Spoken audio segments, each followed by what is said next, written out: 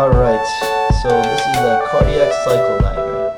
It's also known as the Wiggers diagram because it was created by Dr. Carl J. Wiggers, who, as you can see, graduated from the University of Michigan in 1906. So this diagram has been around for over 100 years. And when I looked at this diagram the first time in school about 4 years ago, I thought, what the heck is this? Definitely gonna fail my exam. But I broke it down after a while, and I'm gonna try to do the same. And it wasn't that bad after breaking it down. So let's get started. Why are we even studying this? Like, why are we looking at it? Well, we're measuring the function of the heart, just like you measure the function of like anything else. Like if you're measuring heart rate, you can even measure like how many beats per minute. You can measure respirations. There's a respiratory cycle too. There's a diagram. Even stepping away from the mind, think about cars. Check the fuel level, the gas level, all those things. What if something's wrong with one of those? Well, you might have to take the car to a body shop. Same thing as a human, you gotta take them to the body shop. So that's just basically what we're doing. We're looking at the function of how well the heart is pumping its blood out, like the engine, how well it's functioning. Okay, so I'm gonna come back to this, but right now I want to talk about another important idea first. Okay, so let's talk about another guy first. This guy is named Robert Boyle. He was born a little bit earlier than Dr. Wiggers in 1627. Anyways, important stuff. He came up with a law relating pressure and volume. He said pressure equals 1 over volume. That's its relation. So what does that mean? Does that mean pressure and volume are directly or indirectly related? Well, let's find out. So let's say we make a box right here.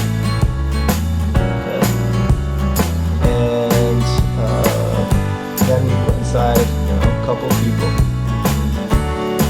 Alright, I'm going to use red.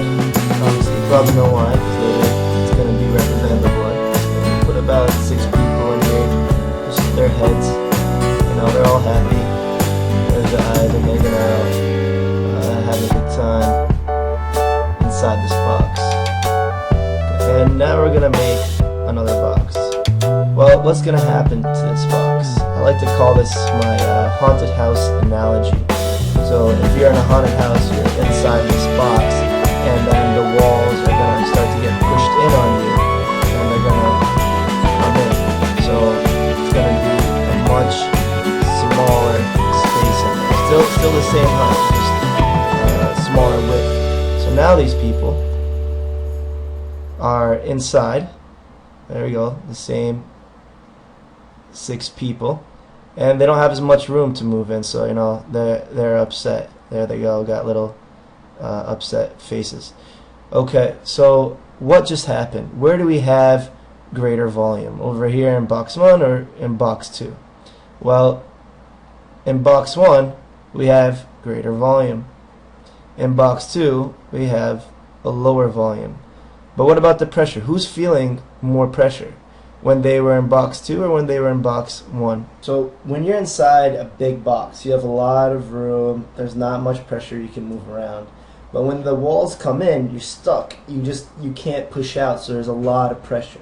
So small volume, high pressure. Large volume, low pressure. Okay, so we have a large volume here, so it means we have a low pressure. We have a low volume here, so that means we have a high pressure because everybody is, pushing against the wall. Here, they have so much more free room to move around. So pressure and volume are inversely related. One goes up, the other goes down. If this goes down, then this one goes up. And it's a cycle, so it alternates. So if this is a ventricular chamber, it is going to contract, and we have the pressure going up. And then we're going to come back and start over when the ventricular chamber relaxes. And there's a few more steps we're going to insert in between there, but that's what we're about to get to next. But that's just definitely important because we'll see the pressure and the volume and all those relations that happen when we come back to this at the end. So now let's start something new. I made a series of 7 steps of what's going to happen inside the ventricle, and we're going to stick to the analogy of the haunted house.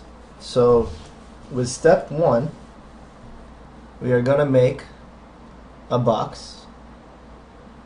And please excuse my horrible drawing. And on this box, we're going to have to make a door to enter and a door to exit. This is the indoor. This is the outdoor. Again, this is step 1. So in step 1, alright, this is a haunted house. Remember what happens in the haunted house? Well, go back up here. The walls start to come in. That's why it's a haunted house. The walls start to come in. Excuse me. The walls start to come in and scare the people and increase the pressure inside. Alright, so we're starting with our haunted house. The people are going to start to come in, which is going to mimic the blood flow coming in. So they're moving in there. Okay? And they're all happy. They have no idea what's about to happen to them yet. They're just sitting inside. So they're making their way inside. So naturally, the door to enter has to be open so they can get in. But why is the door to exit closed? Well, if it was open, then they would just leave right outside that door. So they can't do that because the door is closed. So now, step 2. We'll draw our box again.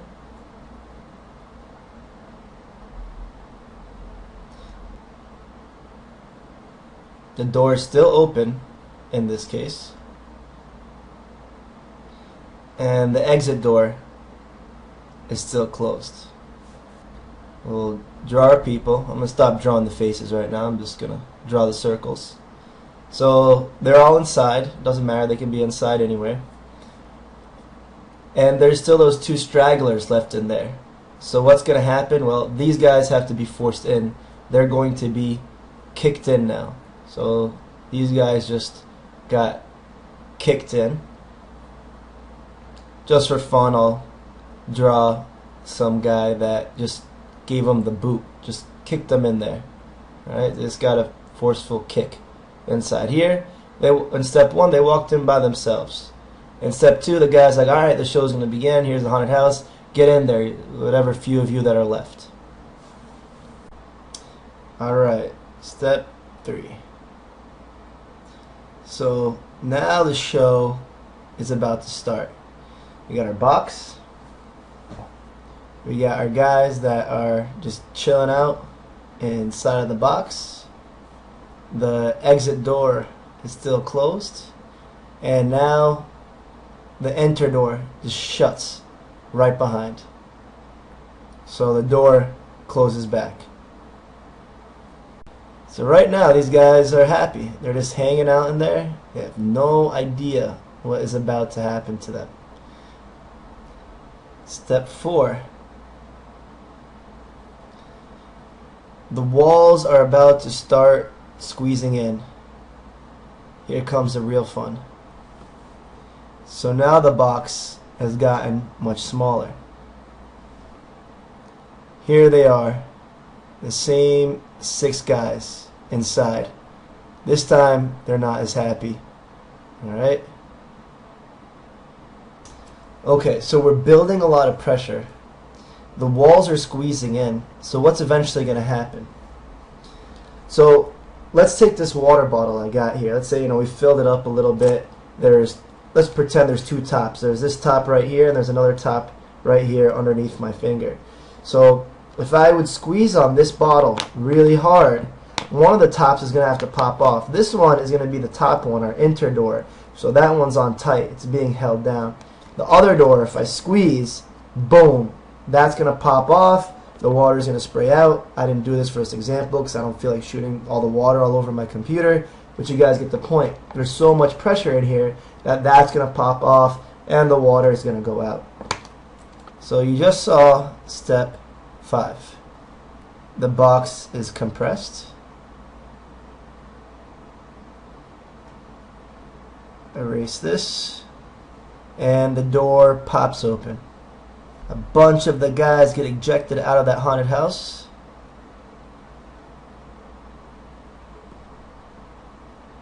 Some remain inside. They're all excited. They just flying out. They're just ejecting out of that box. Remember, it's that force of that ventricle or this haunted house wall that's pushing in on them that's forcing them out. And keep in mind that top door is closed. Well, what would happen if that was open? Well, they would go the other way. Something you'll learn about, which would be regurgitation, going backwards. In the analogy of the haunted house, we don't want them to go back out the way they came. We want them to leave out the exit. Step 6. The box or the haunted house is still squeezed.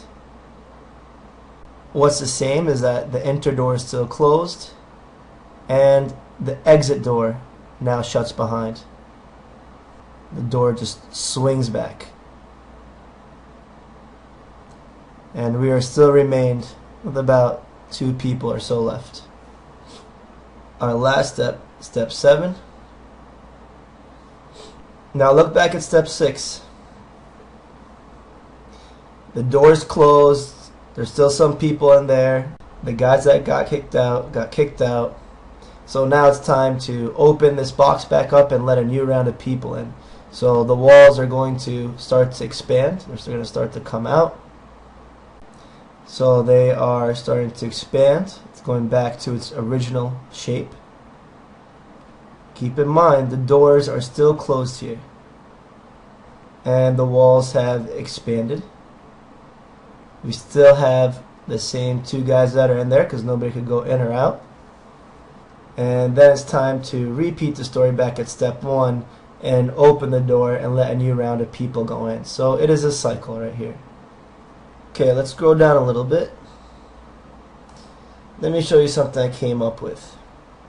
Let's draw a nice, wonderful Valentine's Day heart. There we go. It's one lovely heart. And let's partition it into the 4 quadrants that I'm pretty sure you already know.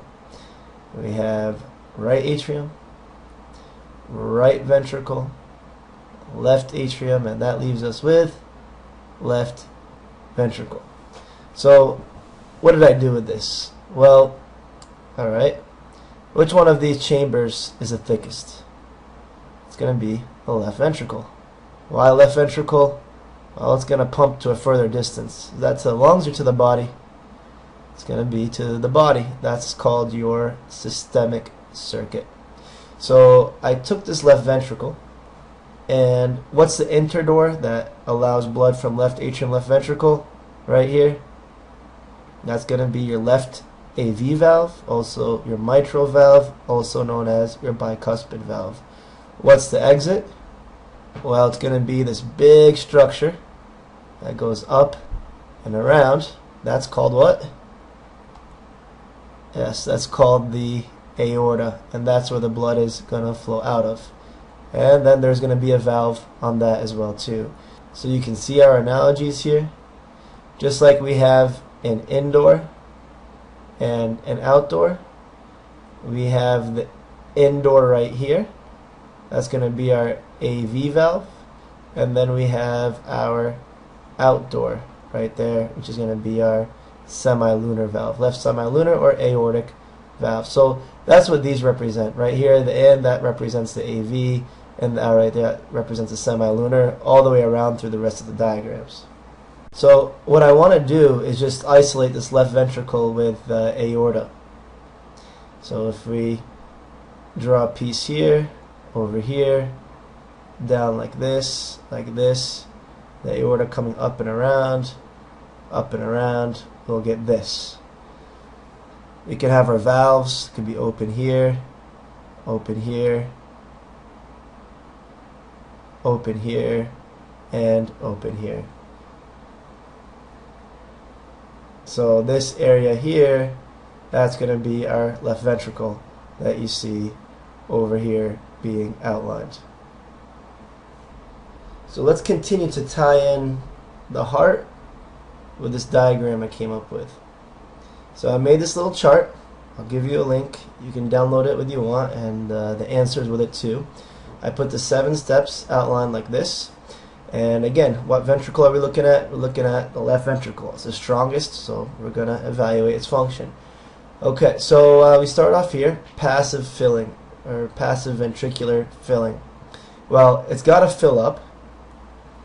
Again, this is a cycle, so you can start anywhere, but it's got to fill up. So the blood is going to start to come in here, and it's going to start to fill up the ventricle. Since it's filling up, this valve has to be open so the blood can get in. But what would happen if this valve, the SL valve, was opened? Well, the blood would go in and it would rush right out of the aorta. So this valve here has to be closed. So over here we have our AV valve, our bicuspid or mitral, since it's the left side, and over here our SL valve, which would be the aortic valve. So the AV valve is open, that's why we can get this blood to rush in through here, but the SL valve is closed. So this was just passive, it just happened without force. But remember, when we go back to our haunted house analogy, okay, step one, passively, people just walked into the haunted house, but what happened next? We need to still get some people, so they were booted into the haunted house. So what does that booting represent? Well, this valve still has to be open. The AV valve still has to be open, but this one is closed, so the blood doesn't go out. So we get to fill this up a little bit more here. So the SL valve has to be closed.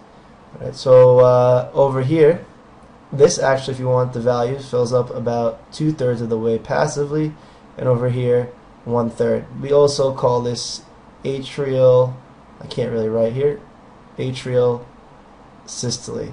So it kicks in, that means systole, it's getting contracted. How can you remember systole versus diastole?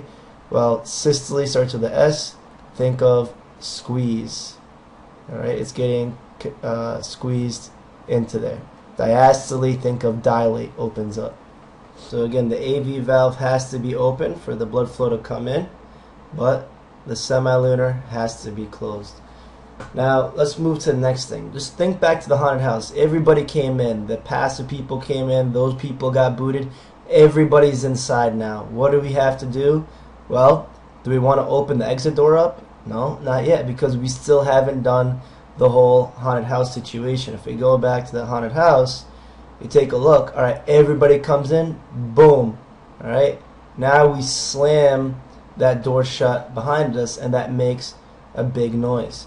That big noise slamming is the closure there of the AV valve as it slams shut. Just think about it. Go slam a door. When you hear a door slam, it's going to be pretty loud if you slam it hard enough, and that's the heart sound. So that is going to be the S1 heart sound. So the AV valve just closed, and the SL valve was already closed like before, and we still have that ventricular chamber all filled up. So think about the haunted house before I show it to you. Just think about it. Everybody's inside.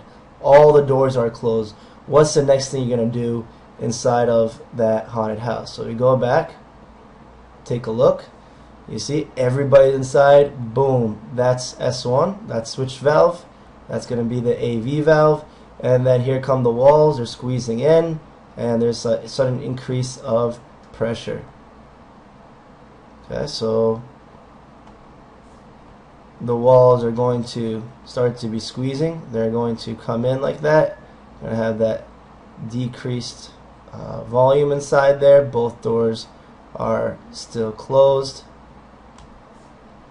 We still have the blood that is inside of there, but it doesn't have much room to move around. Again, the AV valve is closed. The SL valve is closed. Now look at this term here, isovolumetric. What does iso mean? Isotonic, isometric. Iso, if it's between hyper and hypo, iso means the same. Same what? Same volume. If you look in there, the volume or the number of people is not changing.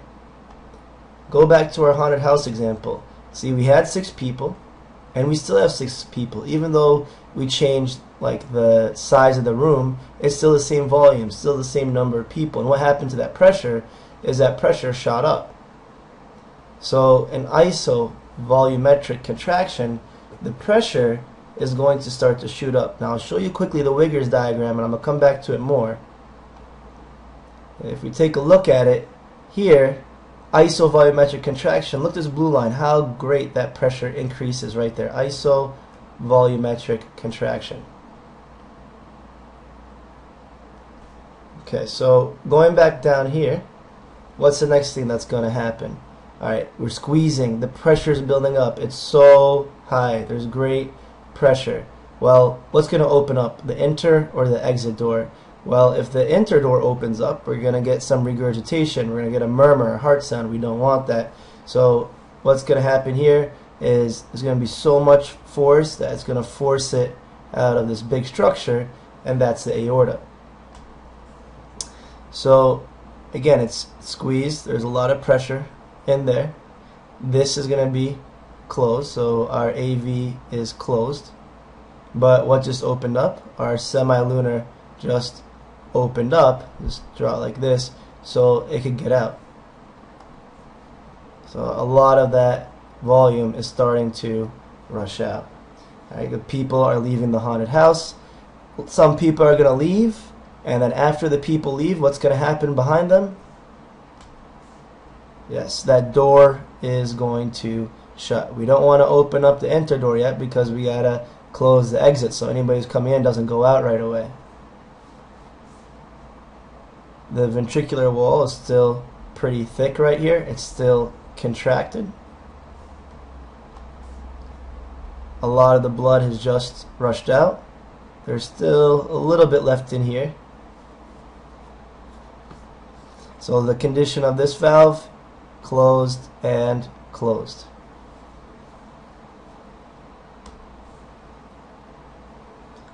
Alright, so remember the walls are still caved in, they're still pressed in like this over here, they're still pressed in.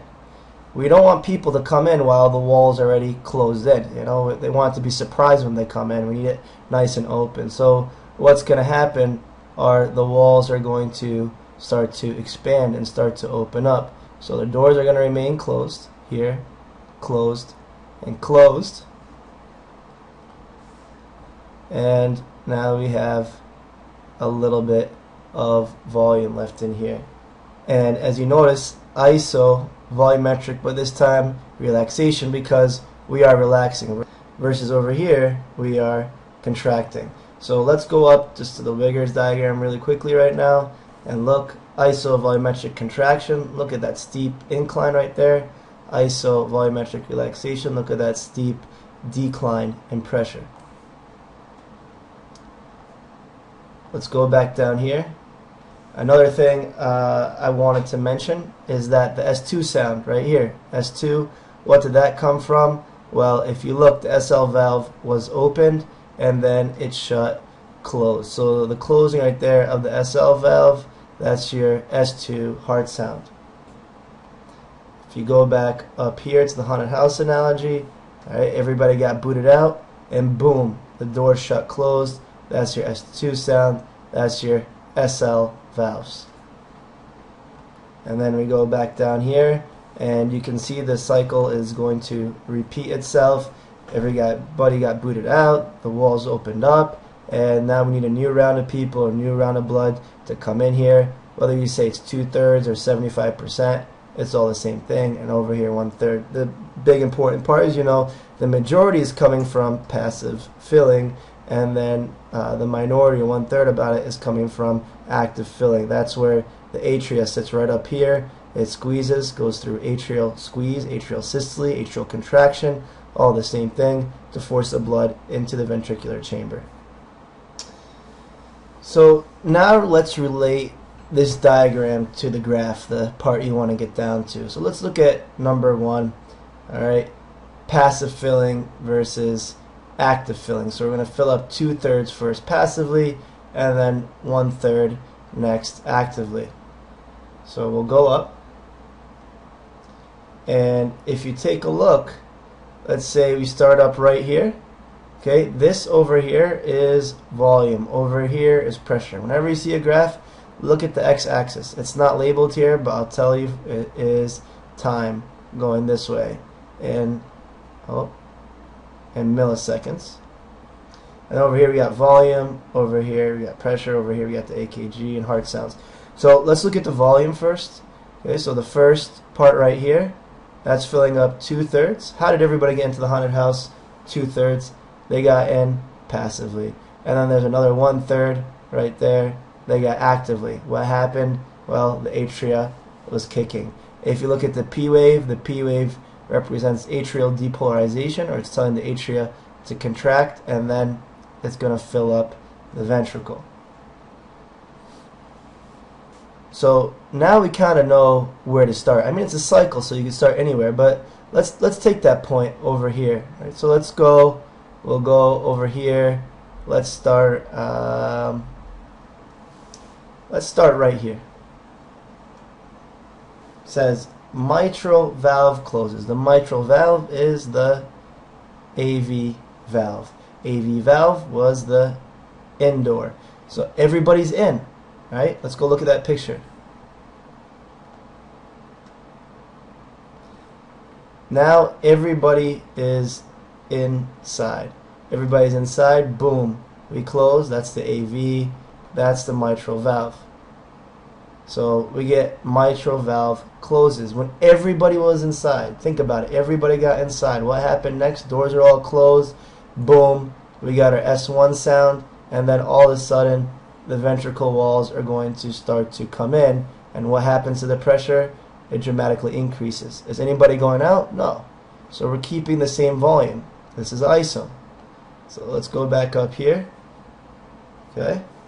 So there, the interdoor closes. We start to squeeze the ventricle. That's the QRS telling you ventricular depolarization.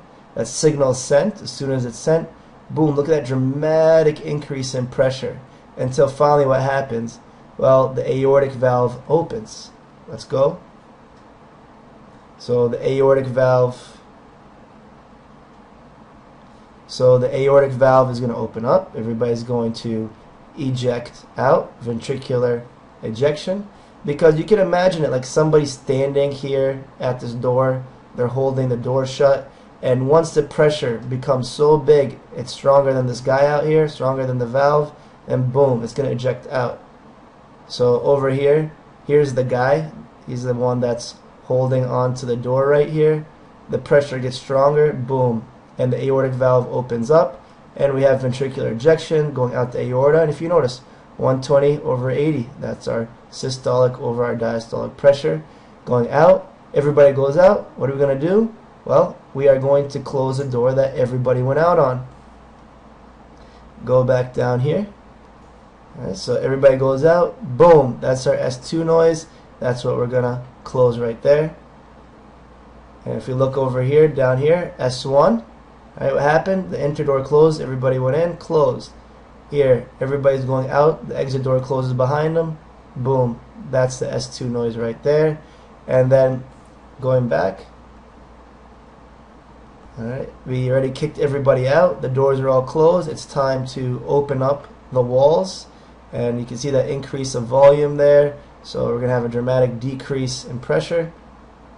So if you go look over here, the pressure starts to decrease dramatically, and then we're going to start the whole cycle again. We're going to fill up the ventricles passively, not too much change in pressure there, actively a little bit, and then start it over again. If you notice mitral on the left, on the other side mitral again, one closes, one opens. Same thing, aortic up here, opens and closes. So just think about them as enter and exit doors, and you should be able to do it right and draw it out a couple times. Right? And this is the volume, 2/3, 1/3, 2/3 passively, 1/3 actively. And hopefully this helps you out. Okay, so review it a little bit, but if you're ready, let's do a quick few questions right here. Okay, so question number 1. During isovolumetric, so iso meaning same, contraction, systole, what are the states of the valves? Isovolumetric contraction, so you could draw out your ventricle, you could draw the aorta coming out, You have your valve. Here's the other valve. Okay, isovolumetric. So it's saying contraction. So let's say the walls are going in a little bit, walls going in. It's squeezing in here. Alright, but is anybody going out or coming in or anything? No, it's iso. The number of people are going to stay the same inside. So the state of the valves is going to have to be what? Closed and closed. So that's going to be choice B. Okay, you can pause it and think about the next one, but I'll continue. During isovolumetric, sorry, I wrote contraction. I meant to write here relaxation.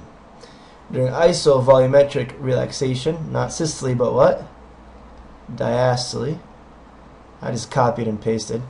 What are the states of the valves? So relaxation. So the ventricle is going to relax. It's going to open up. Are the valves going to be open or closed? Well, iso. Alright, iso, so it doesn't mean anything's changing, so both valves are going to be closed, so it's still the same answer choice, choice B. Well, but what's the difference here? Which one has a higher pressure?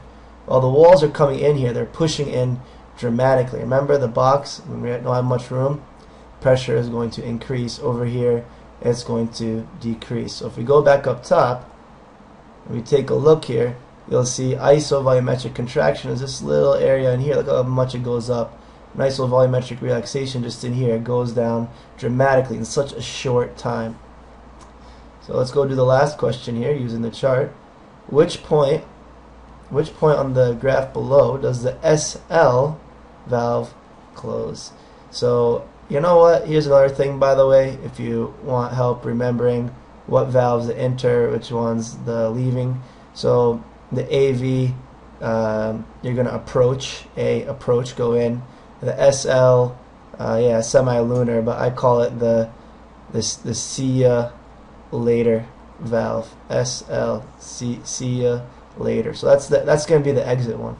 So at which point on the graph below does the see ya later valve close? Now don't write see ya later on our test, but just so you can remember, see ya later valve, semi-lunar valve is going to close. So that's going to be, when is the exit door going to shut? Well, everybody has to leave first. After everybody leaves, we'll shut it. So you walk through your steps, right? Compare your volume, go back and forth. You'll get better at this. So everybody, this is volume. So we are at our maximum volume here. Everybody's in. So then what's going to happen is we got that message to contract the ventricle, the QRS. Boom, dramatic increase because everybody's getting squeezed in. Then we're going to eject everybody out. Once everybody's ejected, once they're out, boom, we're going to close that door behind them. So at which point does the SL valve close? That's going to be point C right there. So the SL valve closing is the beginning of isovolumetric relaxation. And then what's going to open up here? Well, it's what closed over here. The interdoor has to open up again so we can get a new round of people or a new round of blood. That's going to be your AV or your mitral or your bicuspid. All right, good luck with all this. If you have any questions, you can email me, JROUFAIL@gmail.com, or you can find me on Facebook. My first name is John and last name is Rufael. Good luck. I wish you guys the best.